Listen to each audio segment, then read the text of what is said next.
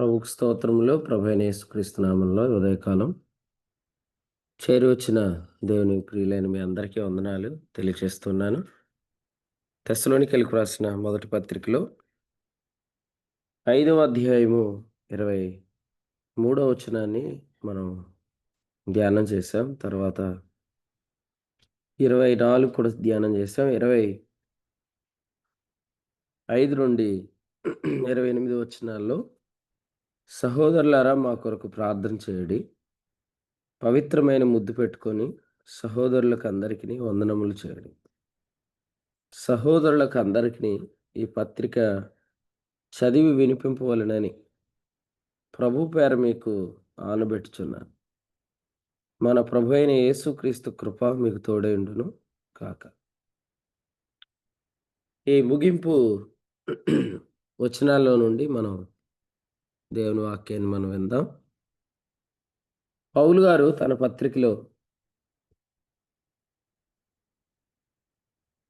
4వ అధ్యాయంలో 9వ వచనంలో చెప్పినట్లు మీరు ఒకరినొకడు ప్రేమించుటకు దేవుని చేతనే ఏర్పరచబడితిరి అని ఈ పత్రికలో చెప్పాడు. ఈ పత్రికలో ముగింపు వచనంలో కూడా పవిత్రమైన ముద్దు పెట్టుకొని సహోదరులకు అందరికీ వందనములు చేయుడి అని ఇందులో జ్ఞాపకం చేశారు.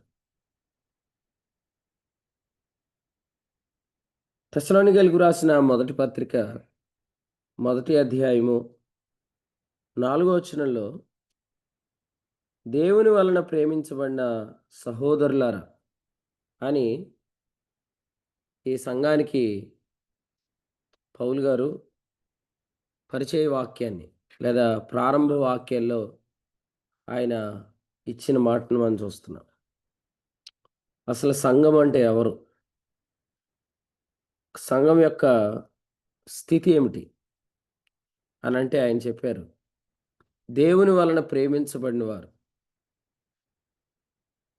దేవుని వల్ల ప్రేమించబడిన వారు. రెండో పత్రిక 2:13 చూడండి. తెస్సలోనికీయులకు రాసిన రెండో పత్రిక 2:13లో ప్రభు వల్ల ప్రేమించబడిన సహోదరులారా అనే మాట. ఈ 2 వచనాలు గత రాత్రి మనం చదువుకున్నాం. కాబట్టి విశ్వాసి ఎవరంటే, సంఘం ఎవరంటే దేవుని వల్ల ప్రేమించబడిన వారు, ప్రభు వల్ల ప్రేమించబడిన వారు. దేవుని వల్ల ప్రేమించబడటం అంటే ఏంటి? ప్రభు వల్ల ప్రేమించబడటం అంటే ఏంటి? రెండో పత్రిక 2:14 చదువుదాం. తెస్సలోనికీయులకు రాసిన రెండవ పత్రిక 2:14. మీరిలాగున రక్షింపబడి మన ప్రభువైన యేసుక్రీస్తు యొక్క మహిమను పొందవలెనని ఆయన మా సువార్త వల్ల మిమ్మల్ని పిలిచెను. హ్మ్.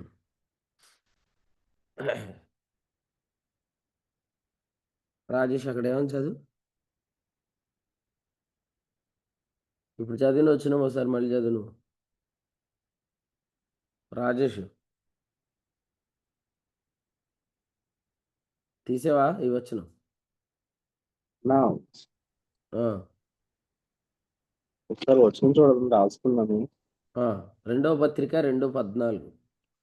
చూడండి. మీరు ఇలాగున రక్షించబడి మన ప్రభు యేసుక్రీస్తు యొక్క మహిమను పొందవలెనని. ఆయన మా సువార్త వలన మిమ్మల్ని పిలిచెను. చూడండి, దేవుని వల్ల ప్రేమించబడటం, ప్రభు వల్ల ప్రేమించబడటం అని అంటే ఏంటంటే, మీరు యేసుక్రీస్తు యొక్క మహిమను పొందాలి అని ఆయన మనల్ని పిలిచాడు. కాబట్టి దేవుడు మనల్ని ప్రేమించాడు అంటే ఏంటి? ప్రభు మనల్ని ప్రేమించాడు అంటే ఏంటంటే, ఆయన మనల్ని రక్షించి అనుగ్రహించిన మహిమ. మరి ఆ మహిమను మనము నమ్మినప్పుడే మనం ఆ ప్రేమను మనం నమ్మగలుగుతాం. ఆ మహిమను మనం నమ్మనప్పుడు ఆ ప్రేమను మనం నమ్మలేం. రిక్వెస్ట్ చేసిన వాళ్ళు తప్ప అందరూ ఆన్ చేసుకోండి వీడియోస్. ఆ ప్రేమను మనం నమ్మలేనప్పుడు మనం ప్రేమించలేం.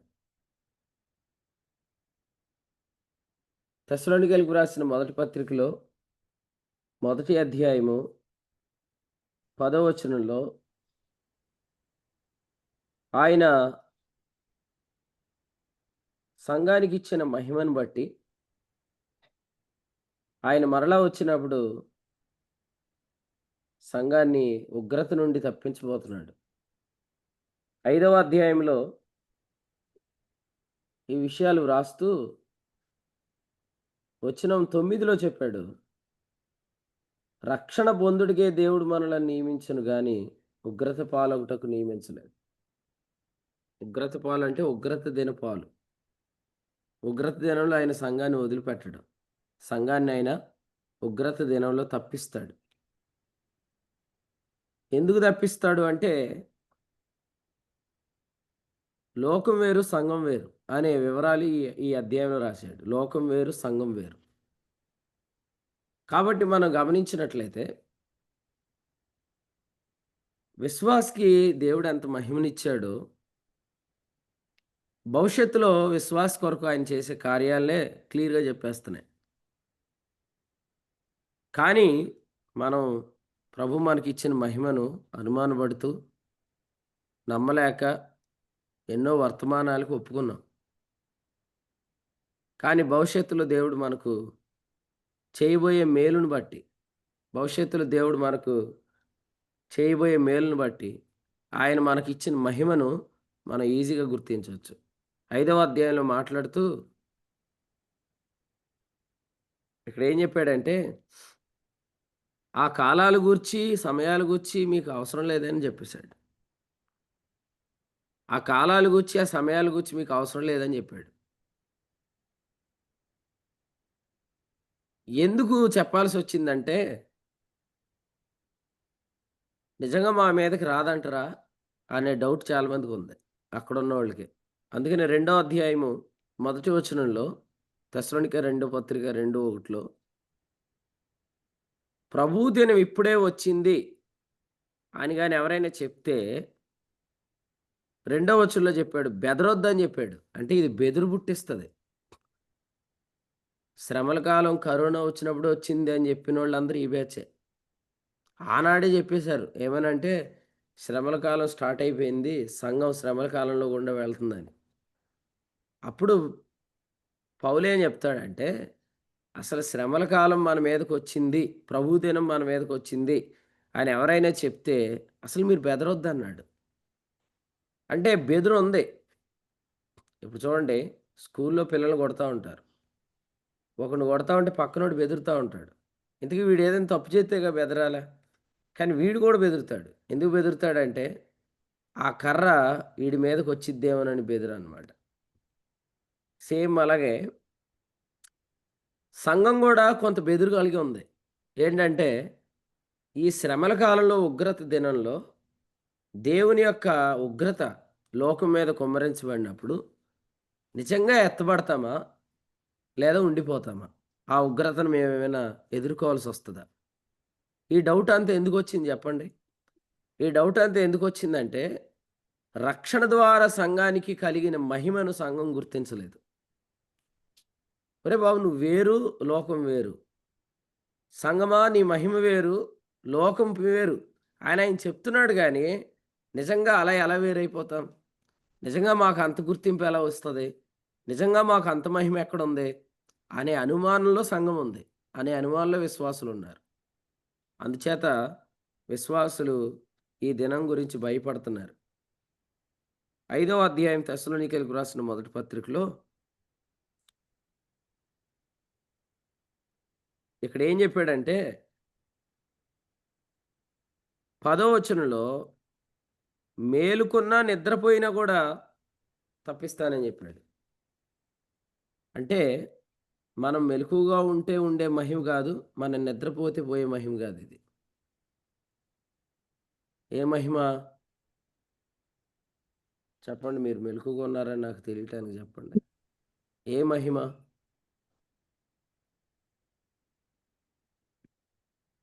సందీప్ అన్న? క్రీస్తు సందీప్ అన్నని చెప్పనండి. సందీప్ అన్న ఏ మహిమ? దేవునితో ఉన్న మహిమ అన్న. దేవునితో ఉన్న మహిమ. రైటే. కొంచెం క్లియర్‌గా చెప్పండి.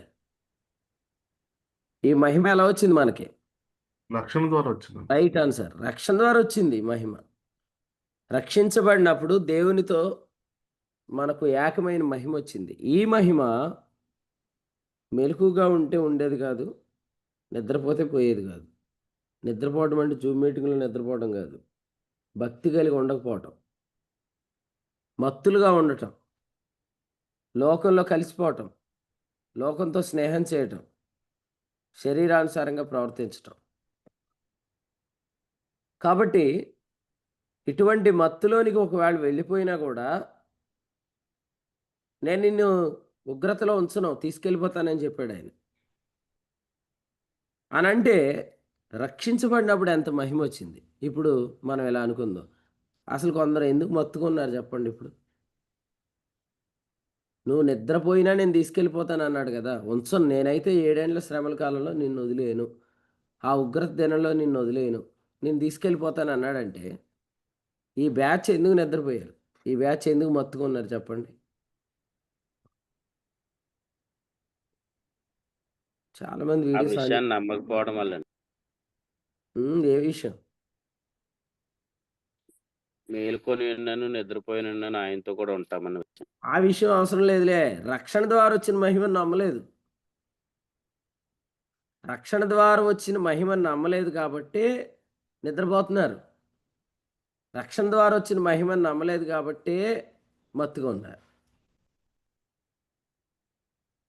ప్రసాద్ అన్న చెప్పినట్టు మెలకువగా ఉన్న నిద్రపోయినా తీసుకెళ్తాడు అనే ముక్క తర్వాత ముక్కే. కానీ అసలు ఫస్ట్ ముక్కే నమ్మలేదు. ఏదంటే అసలు దేవుడు క్రీస్తు ద్వారా మనకి ఇచ్చిన మహిమ ఏంటి? రక్షణ ద్వారా ఇచ్చిన మహిమ ఏంటి? ఆ మహిమను వారు నమ్ముంటే మెలకువగానే ఉంటారు కానీ నిద్రపోరు. మత్తుకు కారణం, నిద్రపోవటానికి గల కారణం ఏంటంటే ఇక్కడ 5వ అధ్యాయంలోనే చెప్పాడు చూడండి. 5వ అధ్యాయంలో 8వ వచనంలో చెప్పాడు కవచం లేకపోవటం అని చెప్పాడు. కవచం. ఈ కవచాన్ని ఎఫెసీ 6:14లో నీతి అను మైమరువు అని చెప్పాడు. ఈ కవచాన్ని 6:14లో నీతి అను మైమరువు, బ్రెస్ట్ ప్లేట్ ఆఫ్ రైచియస్నెస్ అని చెప్పాడు. ఎవరికి ఉంటుంది బ్రెస్ట్ ప్లేట్ ఆఫ్ రైచియస్నెస్? కవచం ఎవరికి ఉంటుంది? రక్షణ ద్వారా కలిగిన మహిమను ఎవరు నమ్ముతున్నారో వారికి మాత్రమే ఈ నీతి అని మైమరు ఉంటుంది. కాబట్టి ప్రియులారా, ఈరోజు కొందరు మత్తుగా ఉండటానికి, నిద్రపోవటానికి, భక్తిహీనులుగా ఉండటానికి, అంత ఆసక్తి ఏమి లేకపోవటానికి వీటన్నిటికి గల కారణం ఏంటంటే వారికి రక్షణ ద్వారా కలిగిన మహిమను వారు నిజంగా స్మరించట్లే. రాత్రి ప్రభువు మాట్లాడుతున్నప్పుడు ఈ మహిమను మనం ఎలాగూ గుర్తించాలి, ఈ మహిమను మనం ఎలాగూ ఎప్పుడు స్మరించాలి, ఈ మహిమను మనం ఎలాగూ ఎప్పుడు చూస్తూ ఉండాలి అని అన్నప్పుడు ఓ శూన్యంలో నుండి కలిగినట్లు దేవుడు ఒక తలంపును నాకు ఇచ్చాడు. అది నేను తర్వాత కూడా సహోదరితో అలాగే అక్కడ ఉన్న విశ్వాసులతో షేర్ చేసుకున్నాను. వాక్యం చెప్తున్నప్పుడు కొన్నిసార్లు వచనాల ఆధారం ప్రభు చెప్తాడు. కానీ ఈ స్టేట్మెంట్ని దేవుడు డైరెక్ట్గా శూన్యంలోంచి ఇచ్చాడు. అదేదంటే అసలు మనం దేవుణ్ణి ఆరాధిస్తున్నప్పుడు మాత్రమే ఈ మనకు దేవుడిచ్చిన మహిమను మనం గుర్తించగలం అనేది ఆయన ఒక పిక్చర్ చూపించాడు నాకు. ఆ పిక్చర్ని మీకు తర్వాత చెప్తాను. ఆ దృశ్యంలో నుండి చెప్పాడు.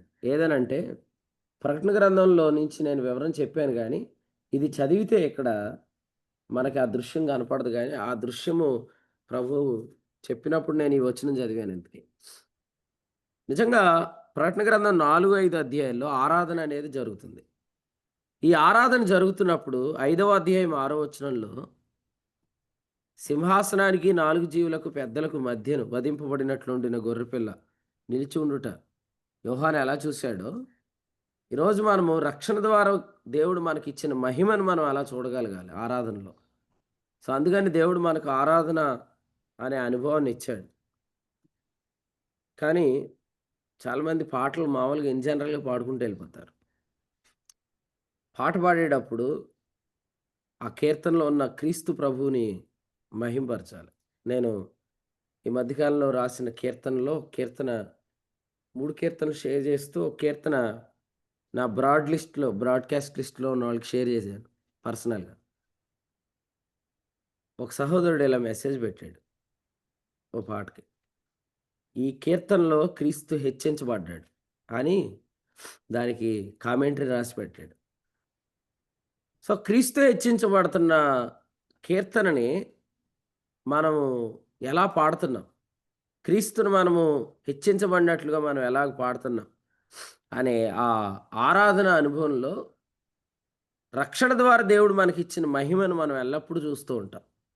అందుకనే వాక్యం వినటమే ప్రాముఖ్యమైనది కాదు. ప్రభువుని ఆరాధించటం. కీర్తనల ద్వారా, వాయిద్యాల ద్వారా మనం ప్రభువుని ఆరాధించాలి. సంగీతములతో, కీర్తనలతో మనం ఎప్పుడూ ఆయన కీర్తిని మనం గానం చేయాలి. సమస్త విధములైన జ్ఞానంతో ఆయన వాక్యాన్ని మన హృదయంలో నివసింపచేయాలి. సో, మీరు పాడితే మేము చూసేవాళ్ళం కాదు. మేము పాడితే మీరు చూడొద్దు. మీరు పాడండి. మీరు ప్రభువుని గానం చేయండి. ప్రభు నామాన్ని హెచ్చించండి. ప్రభు ఒక లైన్‌ని 2, 3 సార్లు పాడండి. ఆ వచనంలో యేసుక్రీస్తు యొక్క ఆ ఔన్నత్యాన్ని పాడండి. అలాగ మనం చేస్తున్నప్పుడు రక్షణ ద్వారా మన ఆత్మకు లేదా మనకు ఆయన అనుగ్రహించిన మహిమ మనకు స్పష్టంగా కనపడుతది. అది మనలో ఎన్నటికీ భక్తిహీనతను పుట్టించదు. ఎందుకంటే ఎఫెసీ 4:24లో కూడా యథార్థమైన భక్తికి ముందు ఏముందో చూడండి. ఎఫెసీ పత్రిక 4:24.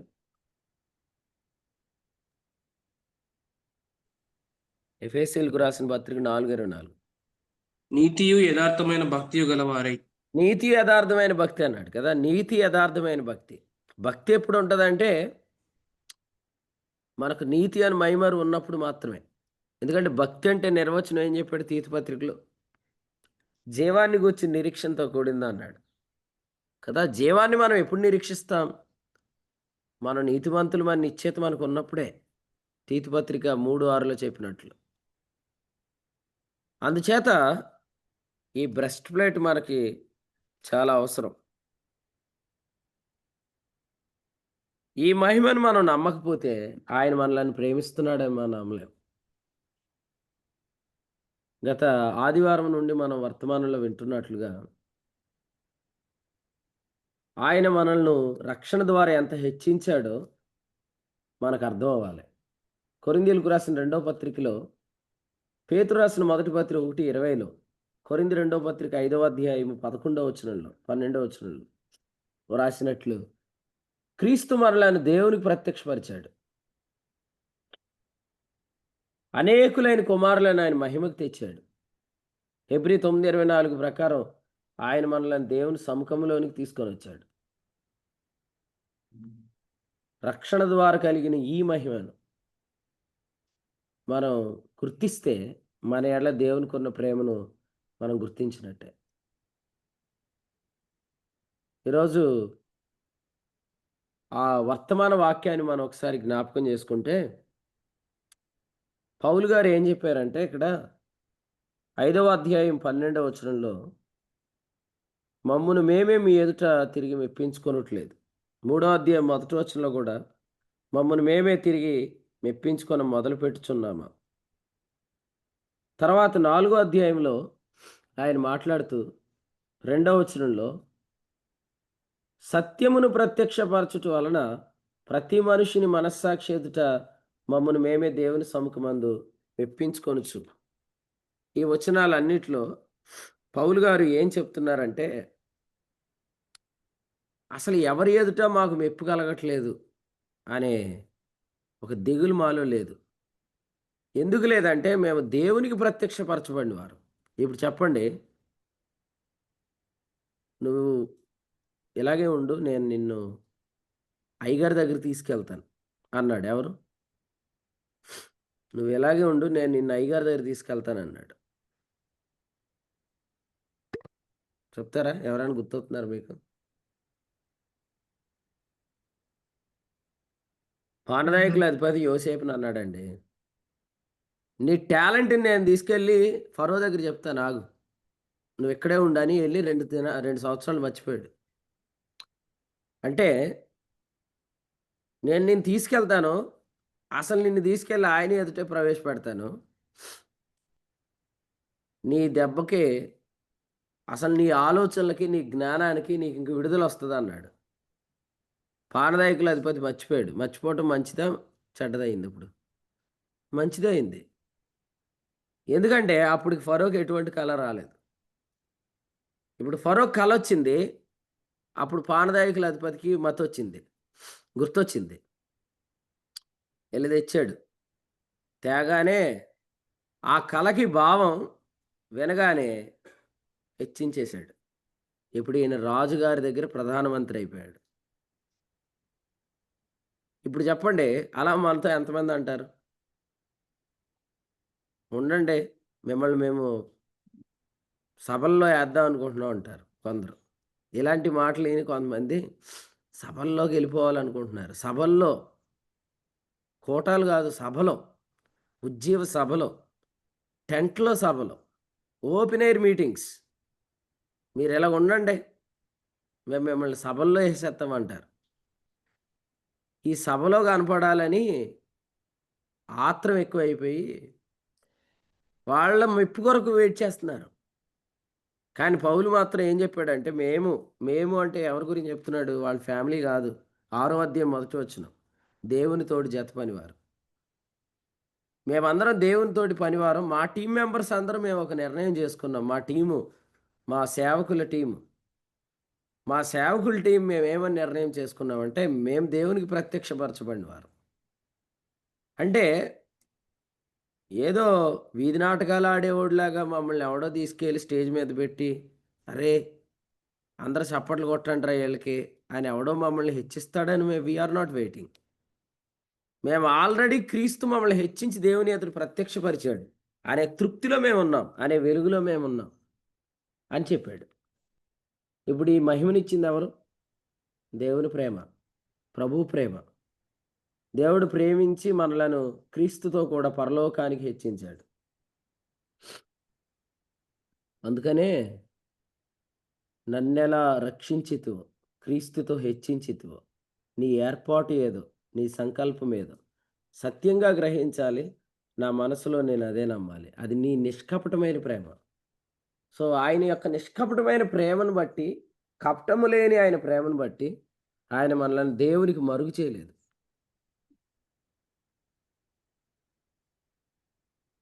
నువ్వు కనిపెట్టు, నేను ఖచ్చితంగా నిన్ను రాజుగారి ఎదుట నేను గుర్తు చేసుకుంటానన్నాడు. మర్చిపోయాడు. అలాగూ ఎంతోమంది మనల్ని మర్చిపోతారు. కానీ వాళ్ళ మరుపును కూడా దేవుడు మనకు మేలుగానే చేస్తాడు. ఈ తృప్తిలో మనం ఎప్పుడు ఉండగలమంటే, ఈ వెలుగులో మనం ఎప్పుడు ఉండగలమంటే, యోగ్యముగా మనం ఎలాగ ఎప్పుడు నడవగలం కదా. నేను చెప్పాను కదా మీకు కాన్ఫరెన్స్లో అని చెప్పాను, భిక్షగాళ్ళలాగా ప్రవర్తించకండి. మనం బిచ్చగాళ్ళం కాదు. రాత్రి విచిత్రం ఏంటంటే, మనం బిచ్చగాళ్ళం కాదు అని చెప్పి నేను కారు దిగుతున్నాను ఆ ఆలోచనతో, ఇలా నోటిఫికేషన్ వచ్చిందనమాట. ఏంటి నోటిఫికేషన్ అంటే, క్రీస్తు కూడా భిక్షగాడని వచ్చింది. ఇంతకే క్రీస్తు కూడా భిక్షగాడని ఎవడరా వాక్యం చెప్పాడని ఓపెన్ చేస్తే బీఓయూఏళ్ళు అంటాళ్ళు. వాళ్ళు వాక్యంలో చెప్తున్నారు ఏమనంటే, క్రీస్తు కూడా దేవుని దగ్గర భిక్షగాడే, మన ఆయన కింద భిక్షగాళ్ళమని రాశాడు. వాడు చెప్తున్నాడు. ఏమని చెప్తున్నాడంటే, హెబ్రీ పత్రిక 5వ అధ్యాయం నుంచి వాడి వ్యాఖ్యానం ఇలా చెప్తున్నాడు. ఏమనంటే, శరీరధారి అయి ఉన్న దినాల్లో ఆయన యాచన సమర్పించాడు. యాచన అంటే అడుక్కోవటం. సో యేసుప్రభే దేవుడి దగ్గర అడుక్కున్నాడు. మీరు ఎవరైనా క్రీస్తు ముష్టెత్తుకున్నాడంటే ఫీల్ అవుతారేమో, మనం కూడా ముష్టోళ్ళమే అన్నాడు. అంటే వాళ్ళు ప్రసాదాన్ని చెప్పాడు కదా, వాళ్ళ వెర్రితనం అంతా బయటపడిద్ది, వాళ్ళ అవివేకం అంతా బయటపడిద్దని. ఇప్పుడు వాళ్ళ తలకాయలో ఉన్న పేడంతా బయటేసుకుంటున్నారు. సో దేవుడు అలా ప్రతి పరిచర్ని కదిలించబోతున్నాడు. ఎందుకంటే తామే జ్ఞానులు అనుకున్న వాళ్ళు ఇప్పుడు వాళ్ళు వెర్రివారుగా దేవుడు బయటపెడతాడు. ఇప్పుడు మీరు వినండి, మనం భిక్షగాళ్ళ ప్రవర్తించకూడదని కాన్ఫరెన్స్లోనే చెప్పుకుందాం. అంటే ఎవరి వైపు చూసి వాళ్ళు మన పట్ల కరుణ చూపాలా, మన లేపాలి కాదు. కొరింథీయులకు రాసిన 2వ పత్రిక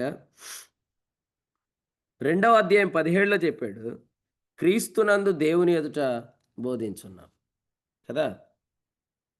ఎప్పుడు బాగా మాట్లాడేవాడు కొంచెం స్టైల్గా ఇంగ్లీష్ మాట్లాడుతున్నాడు అనుకోండి, ఎప్పుడు మాట్లాడినాడు చూసిన వాళ్ళు ఏమనుకుంటారు, చూడరా ఆడపిల్లని చూడగానే ఈడు రెచ్చిపోతున్నాడు, ఇంగ్లీష్ మాట్లాడేస్తున్నాడు ఈడు అంటారా లేదా.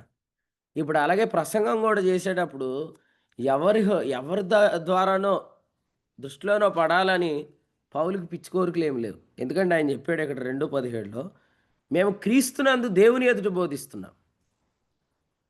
అంటే నా ప్రతి సర్మన్ నేను దేవుని ఎదుట బోధిస్తున్నాను, దేవుడు వింటున్నాడు.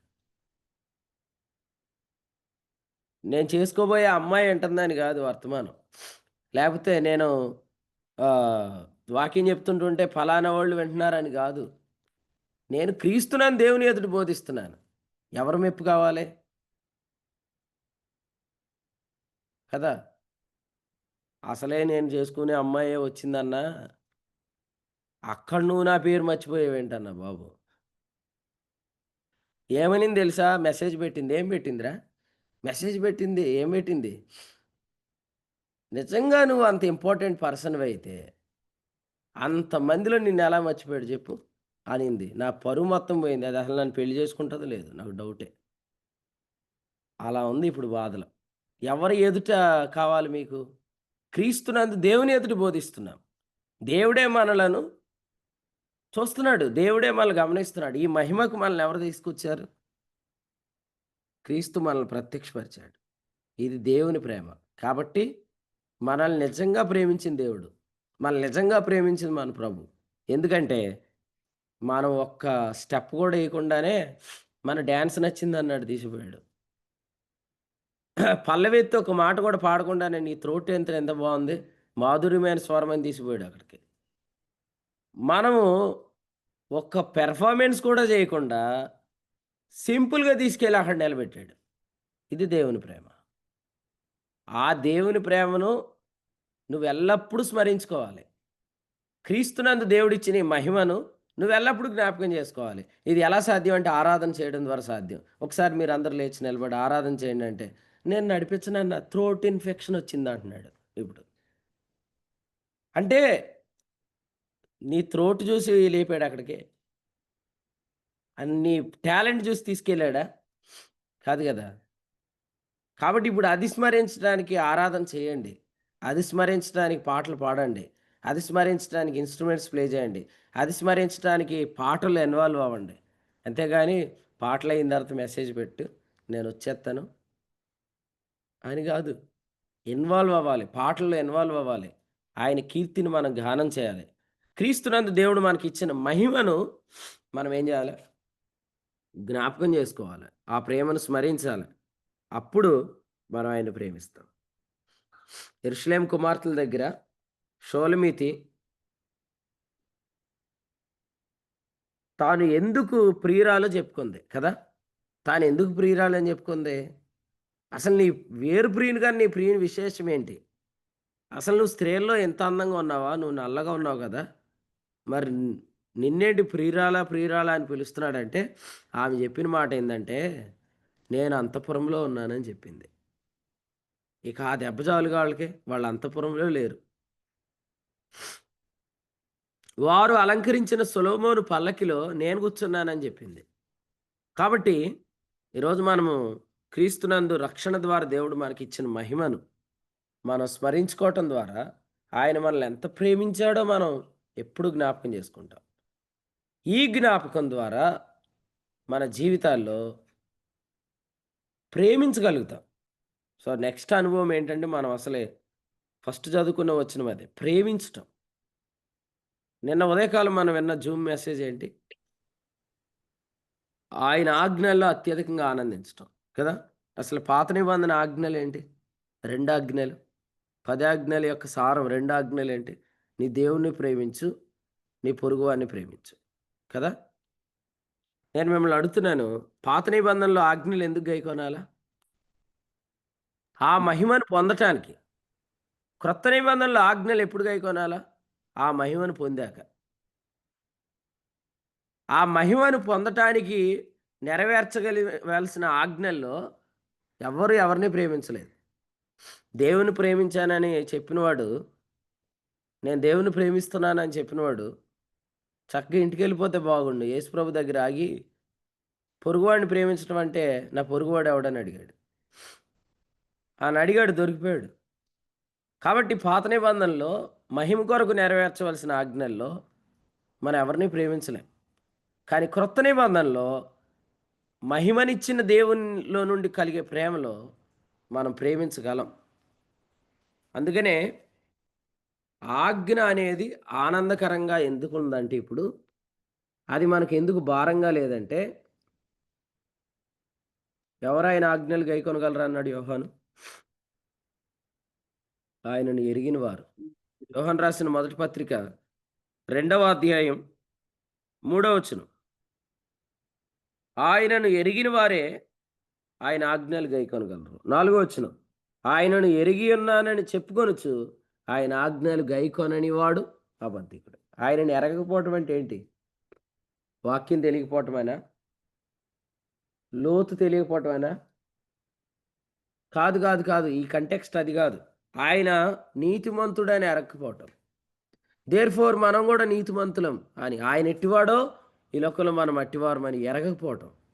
ఆయన ఎట్టివాడో ఈ లోకంలో మనం అట్టివారమని ఎరగనప్పుడు ఆయన ఆజ్ఞలు మనం గైకొనలేం. ఎందుకు గైకొనలేం అంటే ఆయన ఆజ్ఞలు భారమైపోతాయి.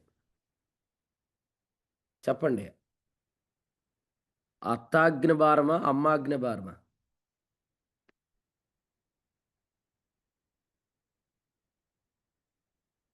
అత్తాజ్ఞ భారమా, అమ్మాజ్ఞ భారమా?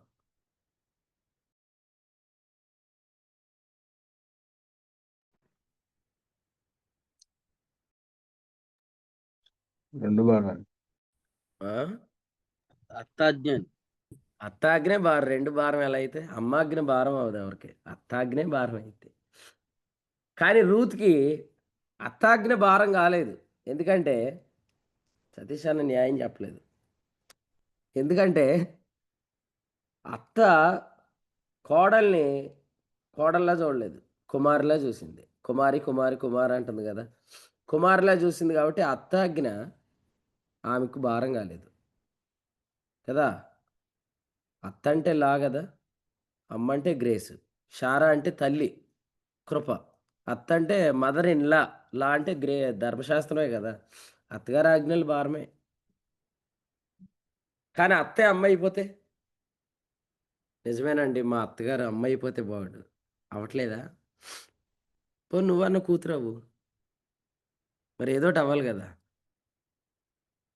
మీరు ఎదుటివాడి నుండి ఏది ఎక్స్పెక్ట్ చేస్తున్నారో అది మీరు వర్క్ చేయండి అన్నాడుగా ప్రభు. అలాగన్నా ట్రై చేయండి. మొత్తానికైతే యేసు ప్రభు పెళ్ళికి వెళ్ళి నీటిని ద్రాక్షారసంగా మార్చాడు. అంటే అత్తగారిని అమ్మగారిగా మార్చేశాడు, లాని గ్రేస్గా మార్చేశాడు.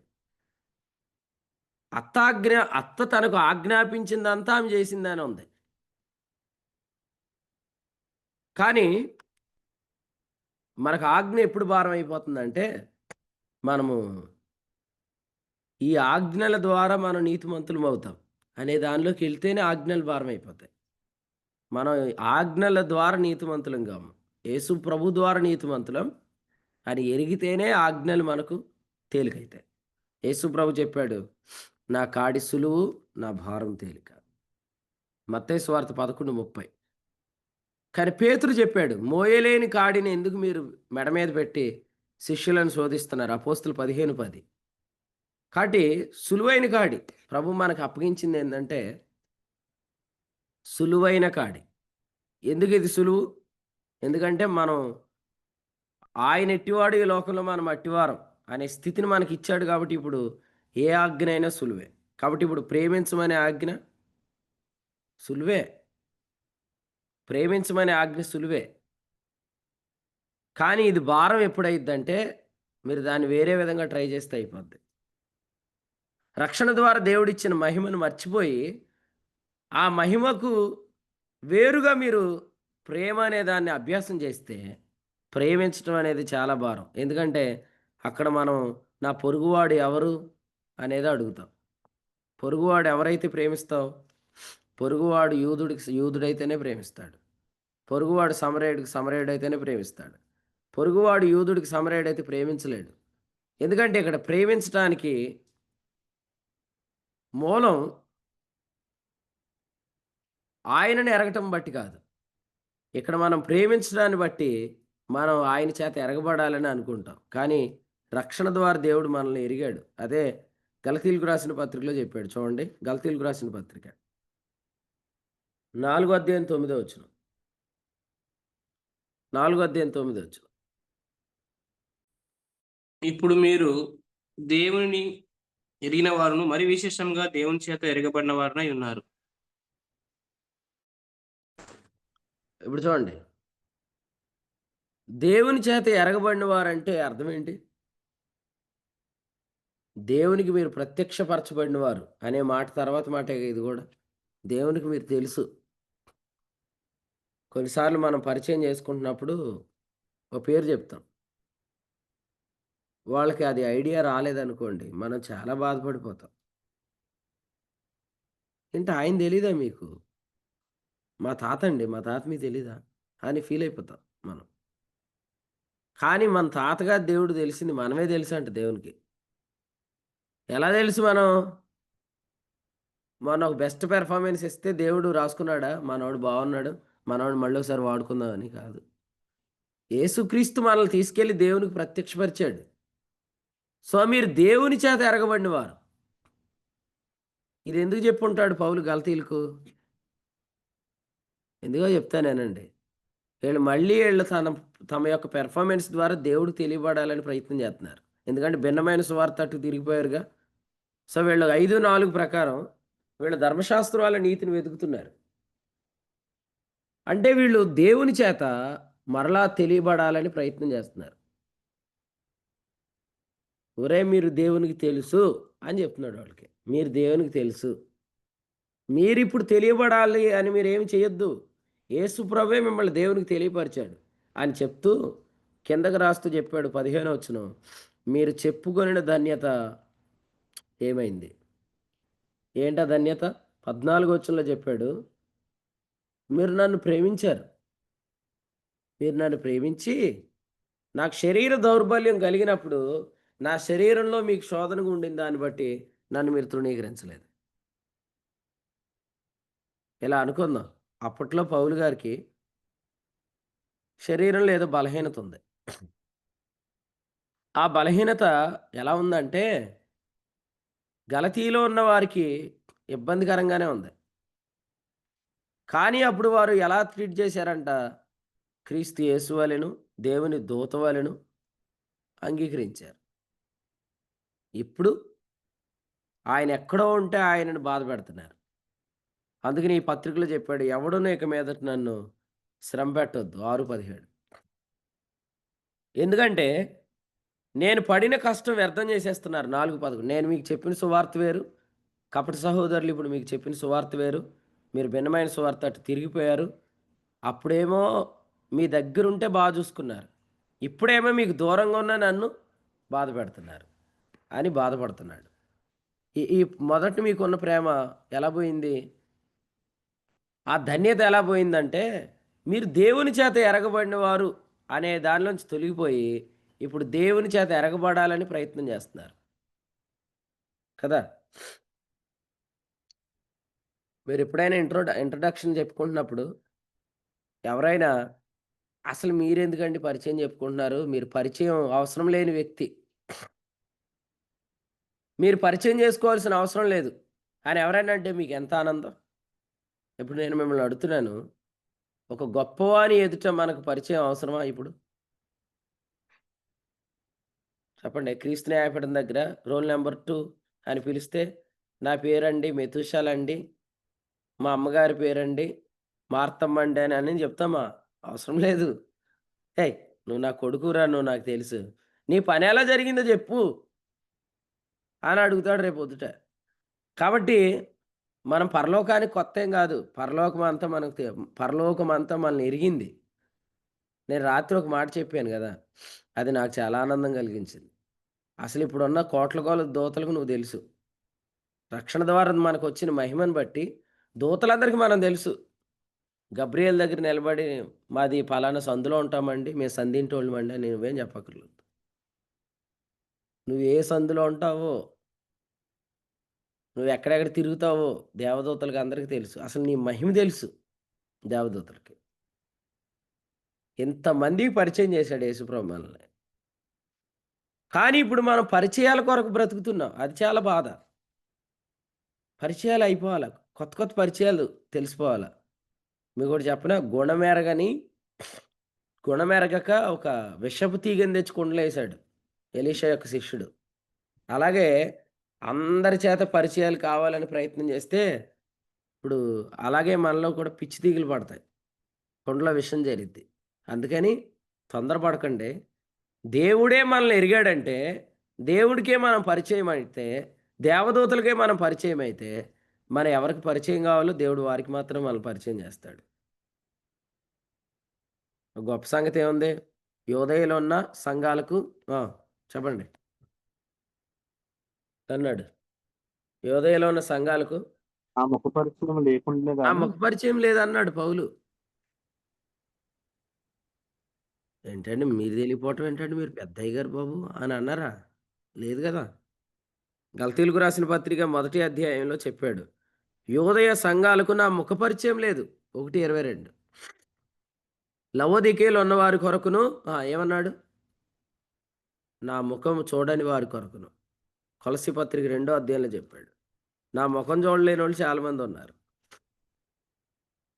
కాబట్టి మన ముఖ పరిచయం లేని వాళ్ళు చాలామంది ఉంటారు. దీన్ని బట్టి దిగులు చెందాల్సిన అవసరం లేదు.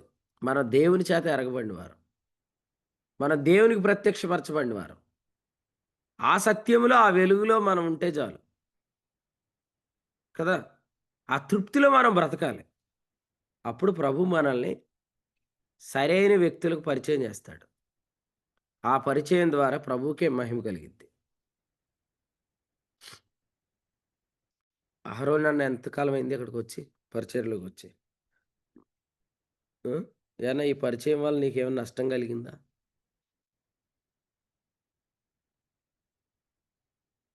కాలేబు అన్న వచ్చాడుగా. ఈ పరిచయం వల్ల నీకేమైనా నష్టం కలిగిందా కాలేబు అన్న?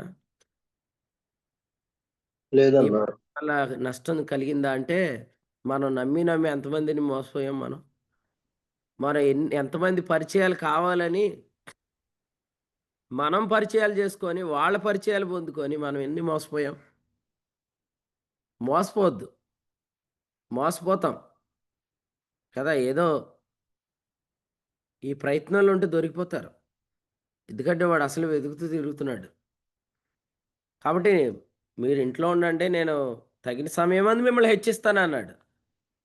ఇంట్లో ఉండాల్సిన అమ్మాయి ఏం చేసిందంటే, ఊరంతా ఎలా ఉందో చూడటానికి వెళ్ళిందంట. ఏం చేశాడు? పాడు చేస్తున్నాం. పాడు చేసేసాడు. పాడు చేసినట్టు ఆగలేదు అక్కడ. లేవీయుడు కూడా ఖడ్గం పట్టుకునే పరిస్థితికి వచ్చింది. లేవి ఖడ్గం పట్టుకున్నాడు కదా. వాళ్ళు వాళ్ళ ఆలోచనలో చేరొద్దు అన్నాడు యాకోబు. ఎందుకంటే వాళ్ళు ఖడ్గం పట్టుకున్నారు, వాళ్ళ ఆలోచనలో చేరొద్దు అన్నాడు. కాబట్టి యాకోబు కుమార్తె అయిన దేనా ఉండాల్సిన చోటు ఉండకుండా కనుపరుచుకోవటానికి వెళ్ళింది బయటికి. అంటే అసలు ఆడపిల్లల్ని బయటికి పంపించకూడదు అనేది క్రైస్తవ సిద్ధాంతం కాదు. అసలు దేనా పాఠం కాదు ఇది, మనందరికీ పాఠం. ఏంటంటే రైట్ టైం వచ్చినప్పుడు దేవుడు నిన్ను ఎవరికి పరిచయం చేయాలో చేస్తాడు. ఊరికే అందరి పరిచయాలు పెంచుకోవద్దు, అందరికీ పరిచయం అయిపోవాలనుకోవద్దు, అందరికి కనపడాలనుకోవద్దు. ఇది ఎప్పుడు జరిగిద్దంటే, రక్షణలో దేవుడు మనకి ఇచ్చిన మహిమను మనం మర్చిపోతే, ఆ అసంతృప్తి మనల్ని ఈ విధంగా మనల్ని తీసుకొని వెళ్తుంది.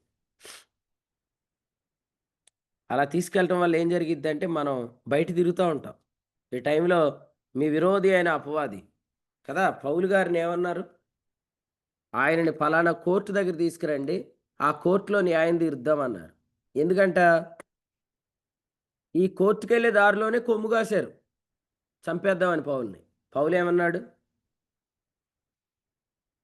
నేను ఎక్కడ న్యాయపు తీర్పులో నిలబడాలో ఆ స్థలంలో నేను ఉన్నానన్నాడు. మీరు నాకు ఇక్కడ తీర్పు తీర్చండి అన్నాడు. కాబట్టి పౌలు పిరికోడని కాదు, మనకు వివేకం ఉండాలి.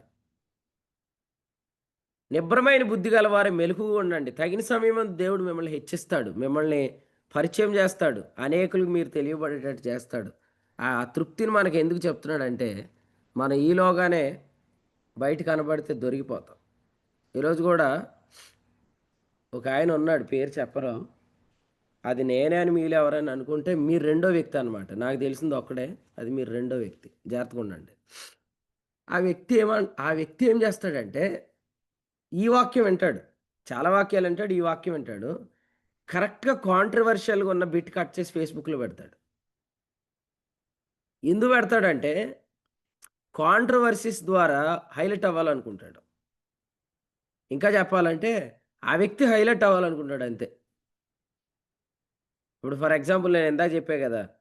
భిక్షగాడు అనే ఎగ్జాంపుల్. ఆయన జూమ్‌కి రాడు కాబట్టి సరిపోయింది. వస్తే ఇందులో కూడా అది కట్ చేసి బీవైఓలకి పంపిస్తాడు డైరెక్ట్. అలాంటి ఒక వ్యక్తి ఉన్నాడు. మీకు అర్థమైంది ఇప్పుడు? అంటే కొందరు ఎలా ఉంటున్నారంటే, కాంట్రోవర్సీస్‌లోకి వెళ్ళిపోయి హైలైట్ అయిపోవాలనుకుంటున్నారు. లేదా ఏదో ఒక దాని ద్వారా ఎక్కడికో వెళ్ళిపోవాలనుకుంటున్నారు. అది ఎక్కడికో వెళ్ళిపోయినట్టే ఉంటది నిజంగా. అలాంటి ప్రయత్నాలు చేయకండి.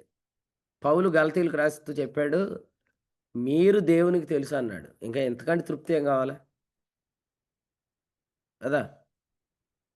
ఇప్పటికొచ్చి నేను నాగినిని డైరెక్ట్‌గా చూడలేదు. నాగిని నన్ను చూసిందా డైరెక్ట్‌గా? చూడలేదుగా. నేను చూడలేదు నాగినిని. కానీ ఏ రోజు జూమ్ మీటింగ్ మానలేదు. మనం ఎవరో అమ్మాయి దగ్గరికి వెళ్ళలేదు. ఆ అమ్మాయి ఏ ఊరో కూడా చాలా మందికి తెలీదు. కానీ ఎప్పటి నుంచి జాయిన్ అవుతుంది? ఎంత తృప్తిలో ఉంది. తన బలహీనతకు వేరుగా బ్రతకగలుగుతుందిగా. కదా! మీకు అర్థమైందా? అంటే ఆ అమ్మాయి రాలేదు. తనకి కాలు బలహీనత ఉంది. మన దాకా రాలేదు. మనం కూడా తన దగ్గరికి వెళ్ళలేదు. మన ముఖ పరిచయం లేదు. తనకు ముఖ పరిచయం లేదు. కానీ అసంతృప్తి కలిగి ఎక్కడ లేదు కదా! అసలు తను చాలా తృప్తిగా ఈ వెలుగులో నడుస్తుంది. అలాగే మనం కూడా తృప్తిగా నడవాలి. తృప్తిలో ఉండాలి. అసంతృప్తి వద్దు. అసంతృప్తి ఉంటే మనం బయట తిరుగుతాం. దొరికిపోతాం. దేనా బయట తిరిగింది. దొరికిపోయింది. అలా బయట తిరిగినోళ్ళు దొరికిపోయారు. హోర్మాకెళ్ళి నిర్మూలమైంది ఎవరు? మోషేయినను, మందసమైనను పాళెములో నుంచి బయలుదేరక ముందే మూర్ఖించి కొండ కొనకు ఎక్కిపోయిన వారు హోర్మాలో నిర్మూలమైపోయారు. అలా మీరు చాలామందిని మీరు చూడొచ్చు. మహిమగల కెరూబు అని పిలువబడిన లూసిఫర్ అనేవాడు ఎలా దొరికిపోయాడు? వాడు ఎలా పడిపోయాడు? కదా! అసలు నిజంగా వాడు ఇప్పటిదాకా కనిపెట్టుంటే వాడికి పరిశుద్ధులకు పరిచయం చేసే ఉద్యోగంలో వాడికి లీడర్‌షిప్ వచ్చేది. కానీ వాడు పడిపోయాడు. కాబట్టి ఇలా ఎంతోమంది పడిపోతుంటుండగా మనమైతే తృప్తిలో, వెలుగులో జీవిద్దాం. తద్వారా మన సహోదరులను ప్రేమించగలుగుతాం. కాబట్టి ప్రేమించకపోవటం అనేది ఒక అసంతృప్తితో కూడిన జీవితంలో నుంచి కలిగే అనుభవమే.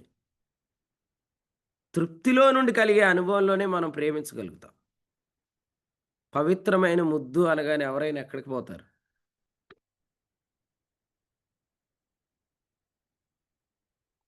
ఓర్ప ముద్దు, యోధ ముద్దు కదండీ! ఎన్నో ముద్దుల మీద ప్రసంగాలున్నాయి. పరమగీతంలో ముద్దు కదండీ! ముద్దుల మీద ప్రసంగాలు చెప్పేవాళ్ళు కూడా ఉన్నారు. సరే నేను చెప్తాను. ఓర్ప పవిత్రమైన ముద్దు పెట్టలేదు. ఇస్కరియోతు యోధా కూడా యేసుప్రభు ముద్దు పెట్టాడు. అది కూడా పవిత్రమైన ముద్దు కాదు. అసలు వీళ్ళిద్దరి బాధ ఏంటంటే, అసలు యోధా బాధ ఏంటి చెప్పండి ఫస్ట్? యోధా బాధ ఏంటి? అసలు యోధ ఏం పోగొట్టుకున్నాడు తెలుసా? ఉద్యోగం పోగొట్టుకున్నాడు. ఏంటా ఉద్యోగం? అపోస్తులత్వం. 12 మంది అపోస్తులలో ఒకడిగా ఉండటం కంటే గొప్ప భాగ్యం ఏముంది? పౌలు ఏమన్నాడు తెలుసా మీకు? నాకు కానుకలు లేకపోయినా పర్లేదు.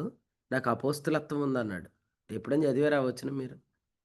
కొరింథీయులకు రాసిన మొదటి పత్రిక 9వ అధ్యాయంలో మాట్లాడుతూ, నాకు జీతం ఇవ్వకపోయినా నాకెలాగో గృహ నిర్వాహకత్వం అప్పగించబడింది గదా! 9వ అధ్యాయంలో చెప్తూ ఈ మాట ఆయన చెప్పాడు. 17వ వచనంలో. అపోస్తులత్వం అనేది కలిగి ఉంటే ఎంత మంచిది. ఎందుకంటే గారడీ సీమోన్ ఏం చేశాడు? వాళ్ళ దగ్గర డబ్బు పెట్టి అపోస్తలులకున్న అధికారాన్ని కోరుకున్నాడు. అంటే డబ్బు పెట్టి దీన్ని చాలామంది డిమాండ్ చేస్తారు అనే అపోస్తలత్వాన్ని వీడు 38 వెండి నాణేలకు అమ్మేశాడు వీడు. ఆ ఉద్యోగం పోగొట్టుకున్నాడు వీడు. చూసారా? నేను ఇలా చెప్తాను, గవర్నమెంట్ టీచర్లకు శాలరీలు పడలేదని రిజైన్ చేయొచ్చా? అసలు ఆ హోదా కలిగి ఉంటే ఆ హోదాలో ఇప్పుడు కాకపోతే నెక్స్ట్ టైం అయినా కదా. కాన్ఫరెన్స్కి వచ్చిన వాళ్ళందరికీ పెన్షన్ పోయింది ఈ నెల. మ్యాక్సిమం చాలామంది పెన్షన్ రాలే. వాళ్ళకైనా చాలా ధైర్యంగా ఉంది. ఎందుకు? నెక్స్ట్ మంత్ ఈ మంత్ ఇచ్చేస్తారు కలిపి. వాళ్ళకి నాకు సచివాలయం నుండే ఫోన్ వచ్చింది అప్పుడు మీటింగ్ జరుగుతున్నప్పుడు. ఏమని వచ్చిందంటే, మీరేమీ కంగారు పడకండి, వచ్చే నెల కలిపి ఇచ్చేస్తామని చెప్పారు వాళ్ళు. కాబట్టి వీళ్ళు చాలా ధైర్యంగా ఉన్నారు. అంతేగాని మాకు శాలరీ పడలేదని గవర్నమెంట్ ఉద్యోగులు ఎవరు కూడా వారి యొక్క హోదాను పోగొట్టుకోరు. ఎందుకంటే ఆ హోదా రావటమే చాలా కష్టం. వచ్చిందంటే శాలరీ పడకపోయినా నేనైతే గవర్నమెంట్ టీచర్ని అనే గౌరవం నాకు ఉంది కదా, అపోస్తులుడను అనే గౌరవం నాకు ఉంది, నాకు జీతం రాకపోయినా పర్లేదు అన్నాడు పౌలు. వీడేమో నాణేల కోసం అపోస్తలత్వం పోగొట్టుకున్నాడు. అసలు ఎంతసేపు ఉంటే సరిపోయేది యోధ ఓపిగ్గా? కొన్ని గంటలు. ఇంకొక కొన్ని గంటలు కానీ యోధ కనిపెట్టగలిగితే యోధ భవిష్యత్తే మారిపోయేది. ఆ చిన్న ఓపిక లేక వీడెళ్ళి ఆ సింహానికి దొరికాడు. కాబట్టి బయట సింహం రెడీగా ఉంది, ఎవడైనా బయట తిరుగుతాడో పట్టేద్దామని. బయట ఎవరు తిరుగుతున్నారంటే తృప్తి లేని వాళ్ళు అందరూ తిరుగుతున్నారు బయట. బయట ఆఫర్లు పిలుస్తాయి అన్నమాట, రండి రండి రండి కదా. మొన్న అడుగుతున్నాడు, ఎవరు శ్యామ అడుగుతున్నాడు, ఎవరో ఫోన్ కొనుక్కుంటే గ్రేట్ ఇండియన్ ఫెస్టివల్లో కొనుక్కున్నావా అని అడుగుతున్నారు. అంటే ఇప్పుడు ఇప్పుడు ఈ ఫ్లిప్కార్ట్ కానీ అమెజాన్ కానీ దసరా రాగానే అందరిని ఏమని పిలుస్తాయి? రండి రండి రండి రండి రండి అని పిలుస్తాయి. అలాగే చాలామందికి ఆఫర్లు ఇస్తున్నారు, మీరు ఇక్కడికి వస్తే మీరు హైలైట్ అయిపోతారు, అసలే ఇక తిరగలేదు మిమ్మల్ని, మేము ఇంటర్నేషనల్ స్పీకర్లు చేసేస్తామంటే వాళ్ళ దగ్గర పోతాం కోసం బయట తిరిగితే దొరికినోడు దొరికినట్టు పట్టేస్తుంది సింహం. అంటే ఉంది, మనం దేవునికే తెలియబడిన వారం అనే ఆ తృప్తిలో మనం ఉంటే మనం ఈ తృప్తిలో నుంచి పవిత్రమైన ముద్దు పెడతాం. నాకే ముద్దు పెట్టి నన్నే అమ్మేశాడంటే ఆడసలు ఎలాంటోడు చూడండి. రేపు చెప్తాడు యేసుప్రభు. పిలాతు దగ్గర చెప్తున్నాడు ఏమనంటే, అసలు నీకు కాదు, నీకు నన్ను అప్పగించినోడు ఎక్కువ పాపం చేశాడని చెప్పాడు. వాడు అసలు తన తల్లి కడుపును పుట్టకుండా ఉన్నా సరిపోయేది అన్నాడు. చూసారా? అంటే ఇది ఎంత దొంగ దెబ్బ, ఇది ఎంత ద్రోహం. ఆత్మప్రభువే రాశాడు, ద్రోహియగు ఇస్కరియోతు యోధ. కాబట్టి ఎటువంటి పవిత్రం లేని ముద్దులు పెట్టొద్దు, కపటపు ముద్దులు పెట్టొద్దు, కపటపు వేషధారలు వేయద్దు. ఎందుకంటే ఈరోజు కాకపోతే రేపైనా మనం బయట పడిపోతాం, దొరికిపోతాం. ఓర్పా గ్రంథంలో ఏముంది చెప్పండి? ఓర్పా గ్రంథంలో ఏముంది? ఆ ఓర్పా గ్రంథమే లేదు, రూతు గ్రంథం వచ్చింది. కాబట్టి అపోస్తుల కార్యాల్లో ఏముంది? యోధా లేడు. రూతు గ్రంథంలో ఏముంది? ఓర్పా లేదు. కాబట్టి పవిత్రమైన ముద్దు పెట్టుంటే రూతు గ్రంథంలో ఓర్పాకు ఒక అధ్యాయం ఉండేది. పవిత్రమైన ముద్దు పెట్టుంటే యోధాకు అపోస్తుల కార్యాల గ్రంథంలో అధ్యాయాలు ఉండేవి. కానీ ముందున్న అధ్యాయాలన్నీ చింపేసుకుంటున్నారు. కానీ ప్రభు చెప్పాడు, రాబోయే కాలానికి మంచి పునాది ఇప్పుడు వేసుకోండి అంటే ముందున్న అధ్యాయాలన్నీ చింపేసుకుంటే మనం ఇంకేం చేయలేం. కాబట్టి మీరు జరిగించిన కార్యాలు చెడగొట్టుకోవద్దు, మీ ముందున్న అధ్యాయాలు చింపుకోవద్దు. ప్రేమతో తెలియజేస్తూ తృప్తిలో బ్రతకండి. ఈ పత్రికను మనం ఇంతటితో ముగిద్దాం. మనమందరం ప్రేమ కలిగి జీవించాలంటే తృప్తిలో ఉంటే మనం ప్రేమించగలుగుతాం. అసంతృప్తిలో ఉంటే మనం ప్రేమించలేము. ఇలాంటి ముద్దులు పెట్టి మళ్ళీ ఎంతోమందిని అమ్మేస్తూ ఉంటాం. మనకి చాలా ఈజీ కదా అమ్మేయటం, చాలా చాలా ఈజీ. చాలాసార్లు చెప్తాం, యేసుప్రభుని అమ్మేసిన ద్రోహియగు ఇస్కరియోతు యోధ అంటాం. మరి మనం ఎన్నిసార్లు అమ్మేస్తున్నామో, మనం ఎంతమందిని అమ్మేస్తున్నామో? ఈ అమ్మేయటం అనేది, ఈ ద్రోహం అనేది మన అసంతృప్తిలోంచి వస్తుంది. అది మన జీవితాల్లో రాకుండును గాక. ప్రభు మిమ్మల్ని అందరినీ తన కృపచేత బలపరిచి నడిపించును గాక.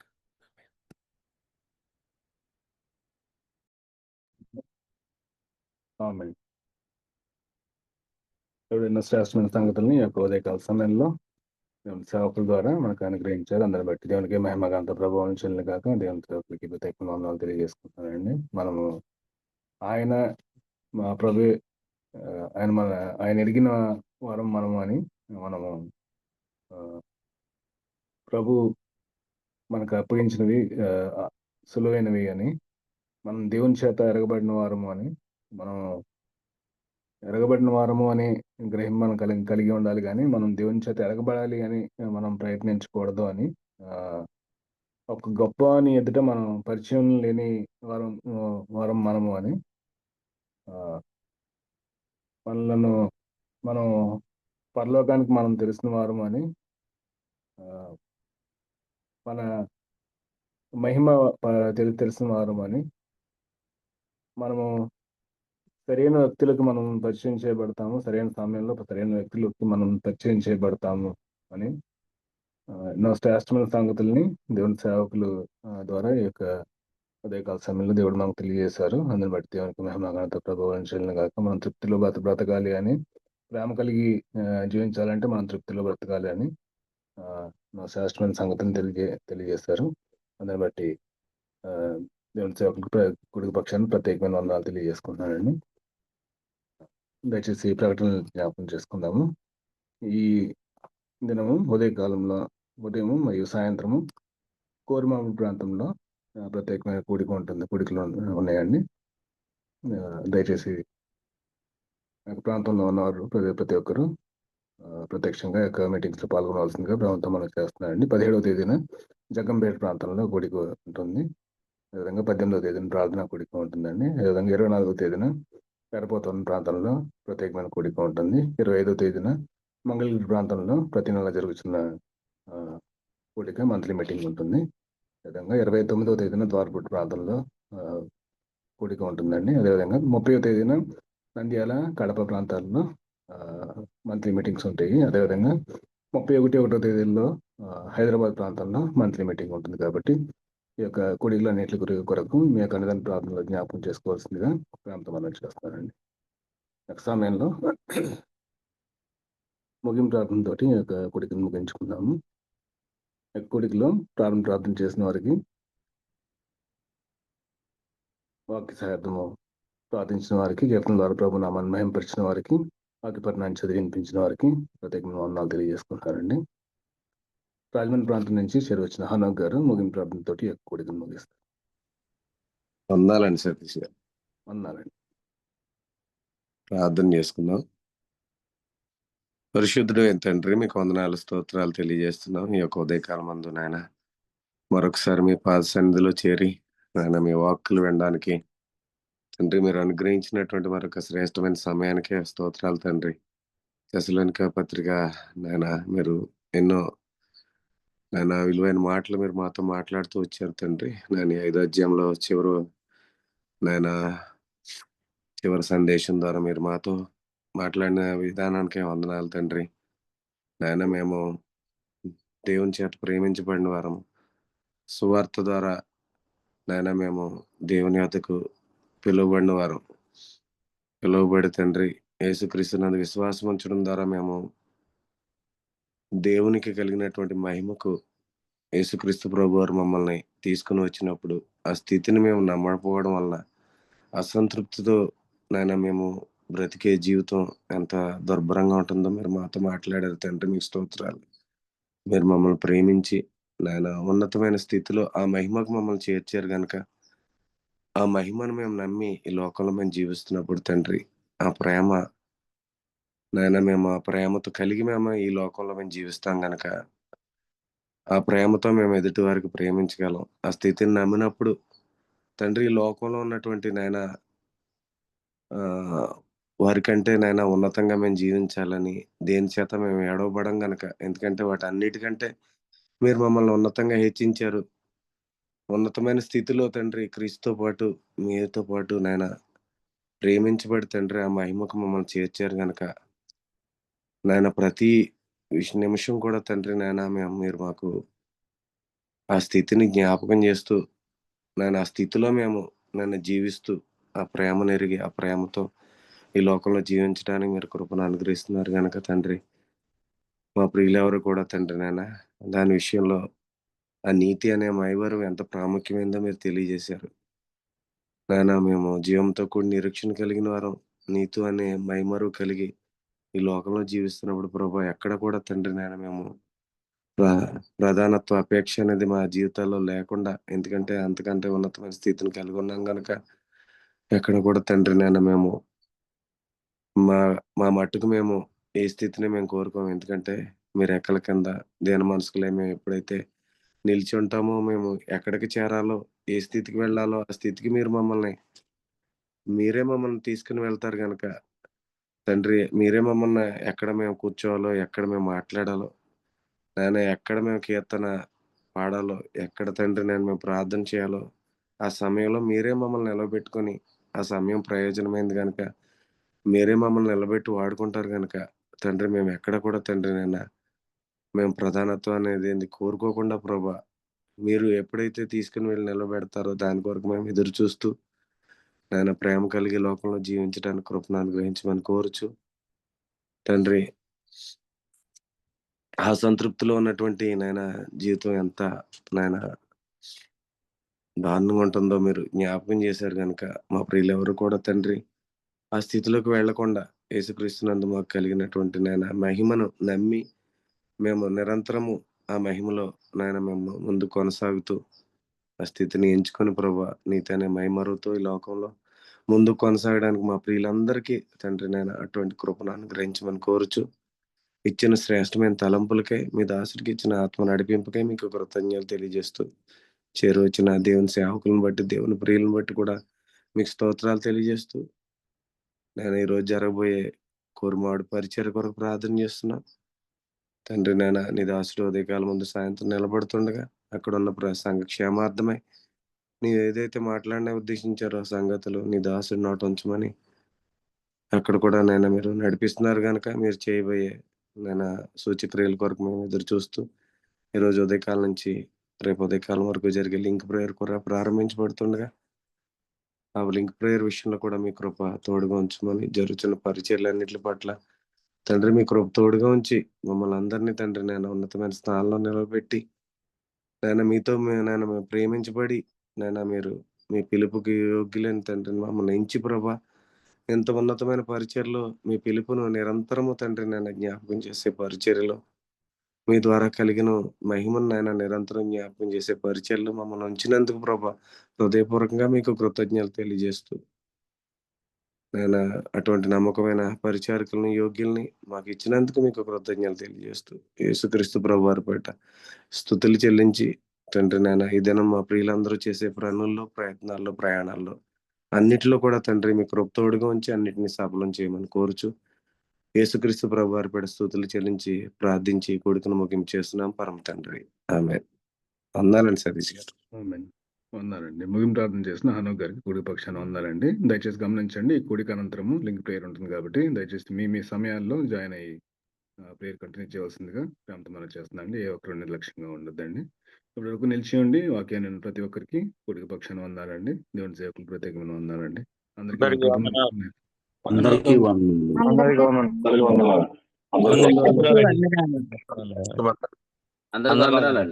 అందరికీ వందనాలండి. అందరికీ వందనాలండి. అందరికీ వందనాలండి. అందరికీ వందనాలండి.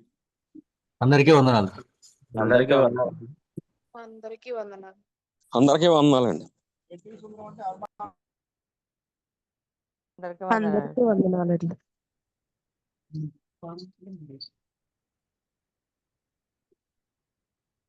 అందరికీ వందనాలండి. అందరికీ వందనాలండి. అందరికీ వందనాలండి. చెప్పు.